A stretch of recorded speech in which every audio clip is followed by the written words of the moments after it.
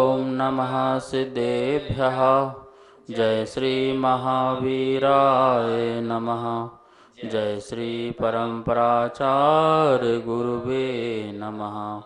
जय श्री उमा स्वामी गुरुवे नमः। जय श्री शांति सागर गुरुवे नमः। जय श्री विद्यानंद गुरुवे नमः। मोक्ष मार्गस्य नेतारं भेत्तारं कर्म भूभृतां ज्ञातारं विश्वतत्त्वानां वन्दे तद्गुणलब्धये। मंगलं भगवान् वीरो मंगलं गौतमो गणी मंगलं कुंदकुंदार्यो जैन धर्मोस्तु मंगलम्। तत्वार्षुत परम मांगलिक ग्रंथ है। आचार्य कुंद के पट्ट शिष्य आचार्य उमा स्वामी द्वारा यह विक्रम की प्रथम शताब्दी में लिखा गया सूत्रात्मक शैली है। संस्कृत इसकी भाषा है। 10 अध्याय विभाजित है। 7 तत्वों का वर्णन है। हम सभी लोग यहाँ पर 7वां अध्याय पढ़ रहे थे, जिसमें आचार्य भगवान व्रतों के अतिचारों के बारे में बता रहे थे। प्रत्येक व्रतों की 5-5 अतिचार होते हैं, ऐसा आचार्यों ने कहा था। पहला जो व्रत अणुव्रत है, उसके 5 प्रकार के अतिचार की चर्चा हुई कि बंध, बध, छेद, अति भारारोपण और अन्न पान निरोध, ये 5 प्रकार के अतिचार हैं। ये 5 प्रकार के जब हम अतिचार पढ़ते हैं तो हमें ऐसा लगता है कि आचार्य भगवान ने अणुव्रती जो हैं उनके लिए ये बताने के लिए कि जो मूक जानवर हैं, जो बोल नहीं सकते हैं, उनको उनकी स्वतंत्रता आदि नष्ट न करें, उनको बध न करें, उनका छेद आदि न करें, उन पर अति भारारोपण न करें, उनका अन्न पान निरोध न करें, क्योंकि वो कुछ बोल नहीं सकते, वो कुछ कह नहीं सकते, अपना कष्ट व्याख्यान कर नहीं सकते हैं। यदि इस प्रकार से करते हैं तो ये अतिचार लगता है, अनाचार तो बिल्कुल भी नहीं है। इस बात का ध्यान रखना। लेकिन इसका ये मतलब नहीं कि सिर्फ जानवरों के साथ ही। आचार्य भगवान कह रहे हैं कि यदि आपने जो आपके दास दासी हैं, नौकर हैं, वर्कर हैं, उनके साथ भी आप इसी प्रकार से कार्य करते हो तो आपको अतिचार लगेगा। यदि आपने किसी दास दासी को कमरे में बंद कर दिया, तुम मेरे घर से बाहर नहीं जा सकते हो, यहीं काम करोगे, तो ये भी कहीं ना कहीं हिंसा है, क्योंकि उसके परिणामों में जो है कष्ट परिणाम प्रकट होते हैं। यदि आपने अपने दास दासी नौकर चाकर आदि को गाली गलौज करते हो, मारते हो, पीटते हो, तो ये भी क्या है, दोष है। और इसी प्रकार से उनका छेदन करते हो, ताड़ना देते हो। अति भारारोपण, उन पर अधिक काम कराना, अति भारारोपण, उनकी शक्ति से ज़्यादा, समय से ज़्यादा काम कराना, ये अति भारारोपण है। आप अणुव्रती हैं, आपके यहाँ कोई एम्प्लॉय काम करता है और उसके 8 घंटे की ड्यूटी है, उससे आप 10 घंटे 15 घंटे काम करा रहे हैं, तो ये भी जो है अतिचार है। तो इस प्रकार से ऐसा नहीं करना चाहिए। और इन्हीं लोगों का अन्न पान निरोध करना, समय से इनको भोजन नहीं देना, खाने देना। आप तो स्वयं 10 बजे भोजन कर लो, उनके लिए 1 बजे 2 बजे 3 बजे भोजन करें। तो इस प्रकार से उनका अन्न पान का निरोध करना, ये सब अणुव्रती के जो हैं, जो अहिंसाणुव्रती जो है, उसके ये अतिचार होते हैं। तो इसी प्रकार से अपने जो आधीन, जो किसी प्रकार से दास दासी नौकर चाकर आदि हैं, उनके प्रति भी इस प्रकार का व्यवहार करते हैं तो आचार्य भगवान कहते हैं ये अतिचार कहलाता है। और इस प्रकार से परमानेंट ही इसी प्रकार से करने लग जाएं और ज़्यादा ही इसको आगे बढ़ा दें तो फिर वो अनाचार हो जाएगा। अणुव्रती जो अहिंसाणुव्रती है, उनको इन बातों का ध्यान रखना चाहिए कि हमें इस प्रकार से व्रतों का पालन करना है कि जिसके माध्यम से चाहे कोई जानवर आदि हो, कोई भी जीव हो, वो कोई भी जीव हो सकता है, उनका हमारे द्वारा दिल ना दुखे, उनको कष्ट ना हो, उनको पीड़ा ना हो, और प्राणों से हानि तो बिल्कुल ही ना हो, ऐसा कोई काम उनके लिए ऐसा नहीं करना है। तो अतिचार भी न लगे तो श्रेष्ठ बात है, अच्छी बात है। अब दूसरा व्रत जो है सत्याणु व्रत। उस सत्याणु व्रत के 5 अतिचार कौन कौन से होते हैं, तो आइए सूत नंबर 26वां है, उसका हम उच्चारण करते हैं, बोर्ड के माध्यम से उसको समझते हैं और फिर उसका अर्थ भी यहाँ पर देखते हैं। 7वें अध्याय का सूत नंबर 26वां है, मिथ्योपदेश रहोभ्याख्यान नातक लेंगे। रहोभ्याख्यान कूट लेख क्रिया न्यासा पहार न्यासा पहार साकार मंत्र भेदः। फिर से देखिए, मिथ्योपदेश रहोभ्याख्यान कूट लेख क्रिया न्यासापहार साकार मंत्र भेदः। इस प्रकार से यहाँ पर जो सत्यानुव्रत हैं उनके 5 प्रकार के अतिचार जानना। पहला दिया है मिथ्योपदेश, पहला अतिचार। दूसरा है रहोव्याख्यान, ये दूसरा अतिचार है। कूट लेख क्रिया, ये तीसरा प्रकार का अतिचार है। न्यासापहार, ये चौथा अतिचार है। साकार मंत्र भेदः, ये 5वां अतिचार है। इस प्रकार से सत्यानुव्रत के इस सूत्र में 5 प्रकार के अतिचार कहे। अब इनके अर्थों को अपन समझते हैं। सत्यानुव्रत के 5 अतिचार यहाँ पर लिखे हुए हैं, आप स्क्रीन में देखिए। पहला लिखा है मिथ्योपदेश, यहाँ संक्षेप में लिखा हुआ है, संक्षेप में समझते हैं। पहला मिथ्योपदेश, मिथ्या उपदेश, झूठ और अहितकर अर्थात मोक्ष मार्ग से विपरीत उपदेश देना, ये मिथ्योपदेश कहलाता है। जो झूठ है, जो सही नहीं है, मोक्ष मार्ग के बिल्कुल विपरीत है। जैसे परिग्रह से भी मुक्ति हो सकती है, कपड़े पहने भी मोक्ष जा सकते हैं, बाह्य आडंबर जो है वो परिग्रह नहीं है, वो उसके रहते हुए भी आत्मा परमात्मा प्राप्त कर सकती है। ये सब मोक्ष मार्ग के बिल्कुल विपरीत है। जैसे वस्त्रधारी भी गुरु होते हैं, वस्त्रधारी कभी गुरु नहीं होते हमारे यहाँ, निर्गंथ मुद्रा ही गुरु होते हैं। यहाँ तक कि हमारे यहाँ पे जो वस्त्रधारी, जो अनुव्रती हैं, जो क्षुल्लक इलक आदि हैं, वो भी गुरु की श्रेणी में नहीं आते हैं, वो श्रावक श्रोमणि की श्रेणी में आते हैं, वो भी गुरु के अधिकारी नहीं हैं, लेकिन उनको भी गुरु कह देना ये भी मिथ्या उपदेश है। इसी प्रकार से अन्य प्रकार से भी बातों को ध्यान रखना है। सत्यानुव्रत को यदि इस प्रकार से उपदेश करता है तो उसका वो अतिचार लगता है। रहोव्याख्यान, जो कोई किसी का रहस्य है, यहाँ लिखा हुआ है स्त्री पुरुष के एकांत आचरण को प्रकट कर देना। यदि आपके अवलोकन में आ गया, आपको पता चल गया और आप किसी को बताओ, तो ये भी क्या है, ये झूठ की श्रेणी में आता है। आपको किसी के रहस्य को भी किसी के सामने प्रकट नहीं करना है।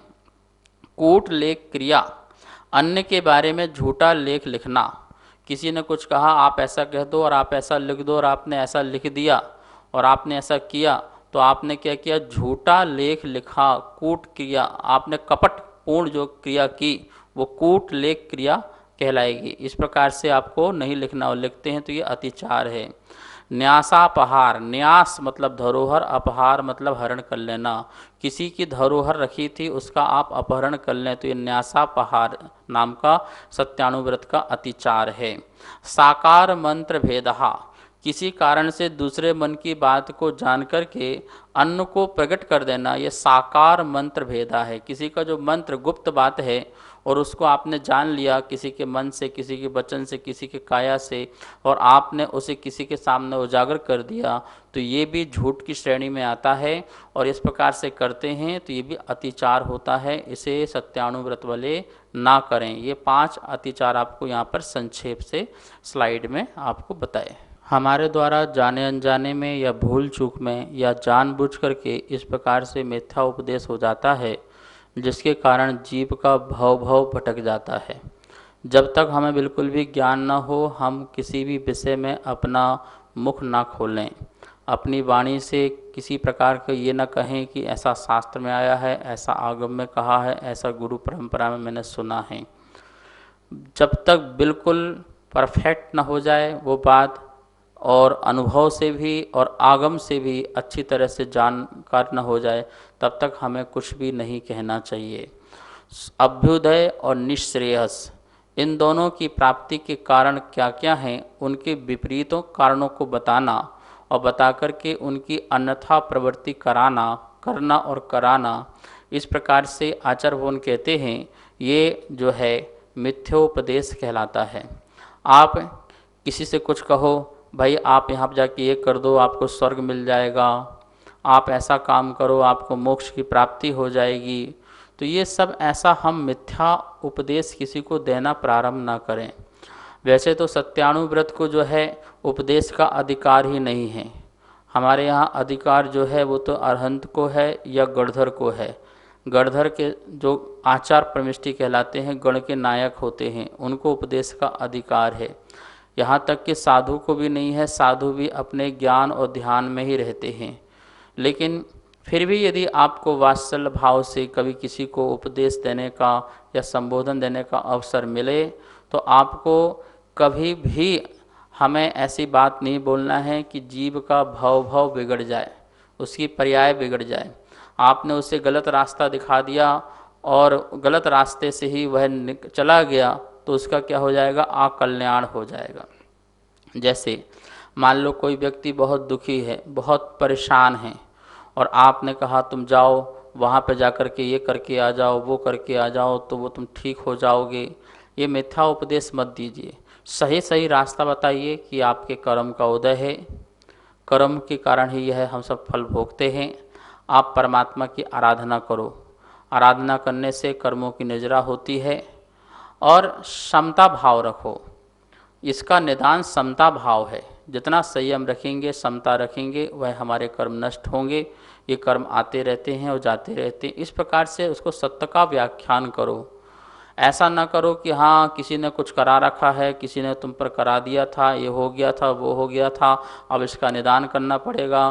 तुम ऐसा करो, वहाँ पर जल चढ़ाओ, वहाँ पर ये चढ़ा के आ जाओ, वहाँ पर वो करके आ जाओ, ये तुम काल सर्प का विधान कर लो, ये कर लो, वो कर लो। ये सब क्या है? ये सब मिसगाइड करना है। इस प्रकार से मिसगाइड मत कीजिए। ऐसा करते हैं तो सत्यानुव्रत में आपके अतिचार लगते हैं, दोष लगते हैं, और इस प्रकार का अतिचार बार बार करते हैं तो वो अनाचार हो जाएगा, आपका सत्यानुव्रत भी नहीं रहेगा। इस प्रकार से यहाँ आचार्य भवन ने कहा कि दूसरों से मिथ्या उपदेश देकर के ऐसी क्रियाएं कराना कि तुम्हें इससे स्वर्ग मिल जाएगा, तुम इससे देवी देवता बन जाओगे, अच्छे सुख भोगोगे, अथवा तुमको मोक्ष की प्राप्ति हो जाएगी परंपरा आदि से, तुम ऐसी क्रियाएं करो तो, और वो हमारे आगम के विरुद्ध है, बिल्कुल आगम के विरुद्ध है, जन शासन के विरुद्ध है ऐसी मिथ्याएं क्रिया करवाना। जैसे मान लो किसी व्यक्ति के पास धन आदि नहीं है तो उसको उपदेश दे देना कि भाई तुम एक काम करो, लक्ष्मी आदि की पूजा कर लो, तो ठीक है। ये क्या हो गया? ये मिथ्या उपदेश हो गया। इससे कोई धन आदि की प्राप्ति नहीं होती, पुण्य से धन की प्राप्ति होती है, भोगों की प्राप्ति होती है। तुम भगवान की आराधना करो, पूजा करो, भक्ति करो, जो होगा वो भाग्य में जो होगा वो हो जाएगा। इस प्रकार का उसको सत्य का उपदेश देना चाहिए। यहाँ पर अभ्युदय और निःश्रेयस, अभ्युदय मतलब पंच इंद्रिय संबंधी जो सुख हैं उसे अभ्युदय कहा है, और जो अतीन्द्रिय जो सुख है, जहाँ इंद्रियों से परे जो सुख होता है वो निःश्रेयस सुख होता है। तो इंद्रियों से परे जो सुख है वो कैसे प्राप्त होगा? जब आप इंद्रियों और मन से विरक्त होंगे, विषयों से विरक्त होंगे, तब अतीन्द्रिय सुख की प्राप्ति होती है। और जो निःश्रेयस के अलावा जो अभ्युदय सुख हैं, जो इंद्रियगम्य सुख हैं, उनमें आप सम्यक रूप से पात्रों को दान देते हैं, पुण्य के कार्य करते हैं, देव शास्त्र गुरु आदि की पूजा करते हैं, वंदना करते हैं, उपकार करते हैं, आदि अनेक सत्कार करते हैं, तो इस प्रकार से उससे भी हमें स्वर्ग आदि की सुखों की प्राप्ति होती है, ऐसा आगम में कथन है। अब यहाँ पर दूसरे नंबर का रहा रहो व्याख्यान। रहो व्याख्यान, इसकी संधि करेंगे तो रहस्य आभ्याख्यान। आख्यान मतलब कहना, कैसा? किसी का जो रहस्य है किसी के सामने प्रकट कर देना। कोई गुरु शिष्य की बात हो, कोई बात हो, उनकी गलती हुई हो, प्रायश्चित ले रहे हो, तुमको पता चल गया हो, तुम सबको उजागर कर दो कि देखो भैया उनने ऐसा गलती की थी, उसके लिए गुरुजी ने उनको ऐसा प्रायश्चित दिया है जिसके कारण उनका दीक्षा छेद हुआ है, और इस प्रकार से उनको रस का त्याग है। तो आप क्या करते हो? सुन तो लेते हो, और सुनने के बाद उसको जगत में प्रचार करते हो। तो ये सत्यानुव्रत वाला जो व्यक्ति है इस प्रकार का कार्य नहीं करता है तो उसके सत्य व्रत में अतिचार लगता है, दोष लगता है। इसी प्रकार से किसी की एकांत बातें हैं तो उनके क्या करना, प्रकट कर देना। जैसे कोई स्त्री पुरुष आदि अपने सहवास आदि अवस्था में हो और उस अवस्था को यदि आपको दिख जाता है तो उसे आप दुनिया को बताओ, जगत को बताओ, तो ऐसा भी नहीं करना। इसी प्रकार से और भी चीज़ें हैं, किसी की कैसी भी बात रहस्यात्मक हो, आप गलत यदि भी व्यक्ति हो, व्यक्ति कोई शराबी मान लो है और शराब पीता किसी को पता नहीं है और कोई जानता नहीं है और तुमने धोखे से देख लिया कभी, तो उसी को समझाओ, उसी को बताओ, उसको ठीक करना चाहो तो उसी से बात करो। लेकिन दुनिया में आप जा कर के बताओ, देखो वो तो शराबी है, वो तो शराब पीता है, वो गुटखे खाता है, वो गलत काम करता है और ये गलत काम जो अपने धर्म के विरुद्ध है, तो इससे क्या होगा, क्या वो जीव सुधर जाएगा क्या, और बिगड़ जाएगा। आपने एक जीव का और अकल्याण कर दिया। तो इसलिए आप सत्यानुव्रत वाले हो तो किसी के भी आपको गुप्त रहस्य भी पता चल जाएं तो उनको व्याख्यान नहीं करना है, उनको किसी को हंसी मजाक बना के उसको नहीं उड़ाना है। आप मध्यस्थ रहें, चुप रहें, उसको ठीक कर सकते हैं, स्थितिकरण कर सकते हैं, उसका करो, नहीं तो आपको कुछ कहने की बिल्कुल भी ज़रूरत नहीं है। और यदि आप कह देते हैं, आपके पेट में पचता नहीं है, आपने अपने प्रियजन से कह दिया, अपने सहपाठी से कह दिया, तो आचार्यवन कहते हैं वो अतिचार है सत्यानुव्रत का। इसी प्रकार से तीसरा नंबर बोला गया है न्यासापहार। न्यासापहार का मतलब होता है किसी का कोई न्यास है, कोई धरोहर है, कोई अनमोल वस्तु है या कोई भी वस्तु हो सकती है, आपके पास किसी ने रख दिया और जब वो मांगने आए तो आप उससे मना कर दें कि नहीं, आपने हमें कहाँ इतना दिया है, कहाँ इतना मेरे पास रखा हुआ है, आपने तो कम दिया था, इतना भी नहीं दिया था।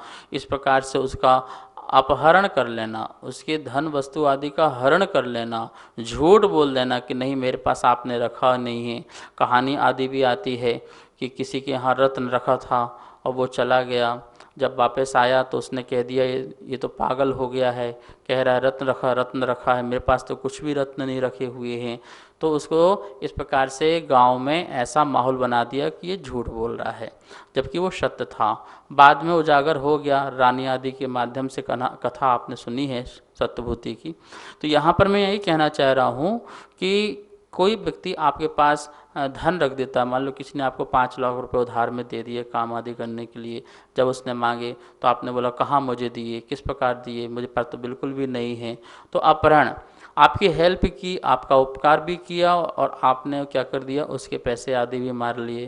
तो ये नासापहार है। और जगत को क्या कहना, एक तो चोरी हो गई, दूसरा झूठ भी हो गया कि नहीं मेरे पास रखा नहीं है, नहीं तुमने इतना नहीं रखा था, बहुत कम रखा था, तुम बहुत ज़्यादा बता रहे हो।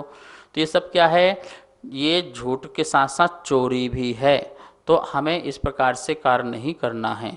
आचार्यवन कह रहे हैं कि न्यासापहार सत्यानुव्रत व्यक्ति जो है, कभी सत्यानुव्रत वाला व्यक्ति जो हो सकता है साहूकारी कर सकता है, वो साहूकारी का काम करे, किसी के पैसे ब्याज वाले में रखे, सामान रखा और उसका ब्याज ले, कोई दिक्कत नहीं है। लेकिन उसका अपहरण ही कर ले, ऐसा बिल्कुल भी नहीं होना चाहिए। आचार्य जी घटना बताते थे कि उनके पिताजी सामान रखा करते थे, पर्ची में नाम भी लिखते थे कि फलाने व्यक्ति ने ये सामान रखा है, उसको इतने दिन में वापस करना है। और वो पिताजी चले गए। किसी ने 80 तोला सोना रखा हुआ था, उसके बेटे ने जब पिताजी के जाने के बाद देखा, 5-10 साल बाद उठा के देखा वो, तो उसमें नाम लिखा हुआ था फलाने चंद जो है इनका ये धरोहर है।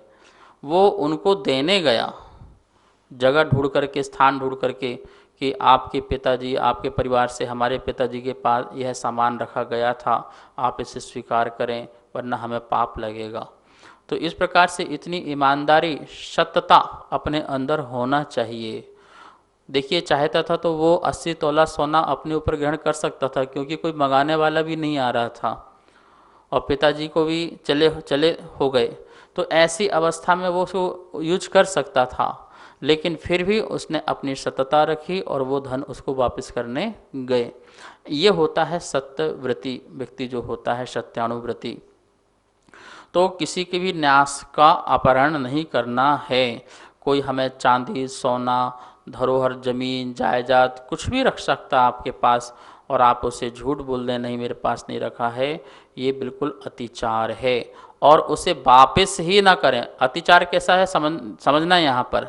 अतिचार ऐसा है कि जैसे लाख रुपए दिया या 10 तोला सोना रखा तुमने, नहीं 5 ही तोला रखा है, नहीं 50,000 रुपये रखा है, उसको कम बताना, कम बताना अतिचार है। और पूरा ही अपहरण कर लेना अतिचार नहीं है, वो तो अनाचार है, वो तो व्रत भंग ही हो गया, वो सत्य व्रत ही तुम्हारा नहीं रहा, सत्यानुव्रत ही नहीं रहा, वो अनाचार की केटी में आएगा। तुमने अपहरण कर लिया, कम कर दिया, कम रूप बता दिया। और वो ऐसा भी हो सकता है कोई व्यक्ति भूल जाए, भूलने वाला व्यक्ति हो सकता है। रखा आपके पास 1,00,000 रुपये और आके बोले भाई साहब मैंने जो आपके पास 50,000 रुपये रखे थे ना, वो मुझे आप वापस कर दो। तुम सोचो देखो ये तो भूल तो गया है, चलो उसको 50, हाँ 50,000 है, तुम उसको ले लो। तुमने क्या किया, उसके 50,000 का न्यास का अपहार कर लिया, अपहरण कर लिया है। आपको पता है कि उसने 1,00,000 रुपये रखे थे, लेकिन फिर भी आपने उसके 50,000 को क्या कर दिया, अपने उसको बताया नहीं और झूठ बोल करके उसे उसका हरण कर लिया। तो इस प्रकार से ऐसा भी नहीं करना है, ये अतिचार है, ठीक है ना। पूरा का पूरा हरण कर लो वो तो अनाचार हो जाएगा।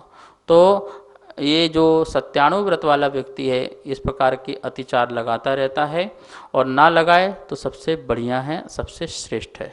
तीसरा है कूटलेख क्रिया। कूटलेख क्रिया का मतलब होता है झूठे दस्तावेज आदि बनवाना। आप किसी की वस्तु को हरण करना चाहते हैं तो उसके झूठा दस्तावेज बनाना, ये भी अतिचार में आता है। जैसे कि आपको किसी ने न कुछ कहा न कुछ कहा बोला, लेकिन किसी और की प्रेरणा से तुम्हारे पास कोई व्यक्ति आया, फलाने व्यक्ति ने मुझे भेजा है, उसने ऐसा कहा है, इससे आप मिल लेना और इससे ये लिख देना, आप साइन कर दीजिए, बना दीजिए, और आपने ऐसा कर दिया, झूठा लेख लिख दिया, तो ये आपका कूटलेख क्रिया हो जाएगा। मतलब आपका छल कपट पूर्व जो है, आपने लेख लिख दिया, झूठा लेख लिख दिया, झूठी बातें लिख दी, तो इस प्रकार की जो आपने क्रिया की, एक्टिविटीज़ की, वो आपका कूटलेख क्रिया कहलाएगा, और ये भी झूठ कहलाता है। नमोस्तु आचार्य श्री। अगर कोई स्कूल में झूठी एप्लीकेशन दे दे कि मैं बीमार हूँ, आज स्कूल नहीं आऊँगा, और ऐसे ही ऑफिस वगैरह में भी झूठे मेडिकल सर्टिफिकेट बनवा के उसे छुट्टी ले ले, तो क्या अगर यह सत्यानुव्रति करे या करवाए तो उसे पाप लगेगा क्या? इस प्रकार के झूठे दस्तावेज, मैंने कहा चाहे वो एप्लीकेशन हो, चाहे मेडिकल सर्टिफिकेट हो, चाहे वकील के द्वारा कोई कागज़ तैयार किया गया हो, या कोई आप अपना पैन कार्ड, आधार कार्ड आदि कोई भी परिचय पत्र आदि जो भी बनवाते हों, और यदि इसमें आप झूठ का, गलत का सहारा लेते हैं, तो वो नियम से क्या बोलते कि अतिचार है, दोष है। इसे अनाचार नहीं कहेंगे, इसे अतिचार ही कहेंगे। अनाचार क्यों नहीं कहेंगे? अनाचार वह होगा कि हमारे झूठ से किसी के प्राण ही निकल जाएं, किसी की महाहिंसा हो जाए, तो उसे हम अनाचार कहेंगे। लेकिन हमने इतना बड़ा कोई झूठ नहीं बोला है कि जिससे किसी के प्राण निकल जाएं, प्राण पखेरु उतर जाएं। जैसे मान लो कि किसी की प्रॉपर्टी है और उसको आपने झूठे दस्तावेज बना के आप अपने बना करके और उससे हड़प लो, और उसने मान लो कि आत्महत्या कर ली, मर जाए और विष खा ले, डिप्रेशन में चला जाए, टेंशन में हो जाए, आत्मघात हो जाए, हार्ट अटैक पड़ जाए, तो फिर आप अतिचार नहीं, आपने तो अनाचार कर दिया कि किसी की जीव की आपके निमित्त से हिंसा हो गई है, फिर वो अतिचार नहीं कहलाएगा। लेकिन छोटे मोटे आप एप्लीकेशन बनवाते रहते हो, जैसे बच्चे को छुट्टी चाहिए तो आपने लिख दिया कि ये इसका पेट में दर्द है, मैं साइन करती हूँ और ये इसको छुट्टी दे दो, इसी प्रकार से और भी। तो इस प्रकार के कार्य भी वैसे नहीं करना चाहिए, लेकिन फिर भी आप गृहस्थ जीवन में रहते हैं तो आप ये कर देते हैं सत्यानुव्रत वाला, तो उसको अतिचार लगता है, दोष लगता है, सत्यव्रत में दोष लगता है। इन चीज़ों से भी आप बचें कि झूठे मेडिकल सर्टिफिकेट बनवाना, झूठी एप्लीकेशन लिखना, झूठे पर्चे बनाना, झूठी बातें लिखना। और आजकल तो व्हाट्सएप में झूठ ही झूठ चलता है, झूठ ही झूठ चलता है। लोग को पता भी नहीं होता है और उस बात को भी फैलाते रहते हैं। तो इस प्रकार से कितना झूठ का प्रचार आप व्हाट्सएप के माध्यम से करते हैं ये आप नहीं जानते हैं। तो सत्यानुव्रत को जब तक सत्य सत्यापन ना हो जाए तब तक उसे कुछ भी बोलना कहना नहीं चाहिए और ना ही कभी लिखना चाहिए। लिखना तो बिल्कुल भी नहीं चाहिए, क्योंकि लिखने वाली चीज़ बिल्कुल प्रामाणिक हो जाती है। बोलने वाली चीज़ तो एक तो हवा में गई, है तो गलत वो भी, लेकिन लिखने से वो चीज़ प्रामाणिक हो जाती है। इसलिए कूट लेख क्रिया यहाँ शब्द दिया है कि इस प्रकार से जो कपट पूर्वक ऐसी प्रकार से लेखन कर देते हैं, लेखन का कार्य करते हैं, वो सत्यानुव्रत पर अपना दोष लगाते हैं। सत्यानुव्रत नष्ट नहीं करते हैं, दोष लगाते हैं। पांचवा भेद सकार मंत्र भेदा, इसके बारे में कल जानेंगे अपन। आइए आज जनवाणी स्तुति करते हैं। जावाणी के ज्ञान से सूझे लोकालो, सो वाणी मस्तक धरो सदा देत हो धो। हे जिन वाणी भारती तो हे जपो दिन रेन, जो तेरी सरना धरे सो पावे सुख चैन। सभी को बहुत बहुत आशीर्वाद। सभी को सादर जय जिनेन। चौथे अध्याय की पुस्तकें छप के आ चुकी है। जो भी स्वाध्याय प्रेमी चौथे अध्याय की पुस्तकें मंगवाना चाहते हैं वो नीचे दिए गए मेरे नंबर पर संपर्क कर सकते हैं। पांचों अध्याय की पुस्तकें छपवाने हेतु जो भी पुण्यार्जक बनना चाहते हैं, वह सहयोग राशि देना चाहते हैं, वो नीचे दिए गए नंबर पर संपर्क करें। जय जिनेन।